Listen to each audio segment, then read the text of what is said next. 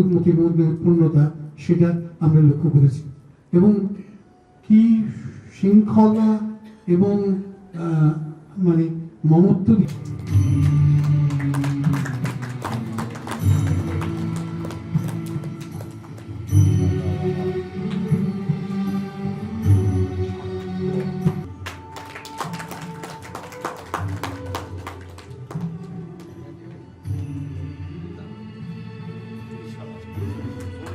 এর চেয়ে বেশি আমার নিজস্ব কোনো কন্ট্রিবিউশন আছে বলে আমি নিজে মনে করি না। তো আমার মনে হলো যে এইটা হলো 1 নম্বর কথা, যে আমি খুব সহজে করবো, কি করবো এগুলো তো জানবো না, তাকে তো মধ্যে থাকতে হবে। তারাও খানিকটা বলতে খারাপ লাগে, তারাও খানিক সেই মুশকিলটা হচ্ছে যে আমি সব রকম নাটক মানুষের যে করবো, আর কলকাতায় একটা হচ্ছে সেটা এখানে এনে করা হোক, হ্যাঁ সেইভাবে আমাদের টানতো না।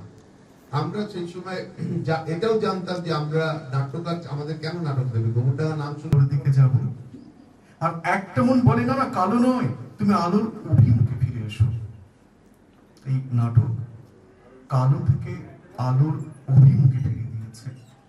আর মজার বিষয় এই, রবীন্দ্রনাথ যোগাযোগে বলছেন যে আরম্ভেরও আর একটা আরম্ভ থাকে, সেই আরম্ভটা কিন্তু এই নাটক শুরুর আগে হয়ে গেছে। যে বার্তা আশীর্বাদ দিয়ে দিলেন, আমার সমস্যাটা কি জানেন, ধরুন কিরকম দেখুন, ভূগোলটা দেখুন, হৃদয়পুর থেকে বেলুর মঠ, বেলুর মঠ থেকে শিল্পায়ন গোবরডাঙ্গা কে টেনেছে? আশিসদা। প্রতিভা এই নিস্তব্ধতা দিয়ে প্রমাণ করে এর পিছনেও একটা ইতিকথা আছে।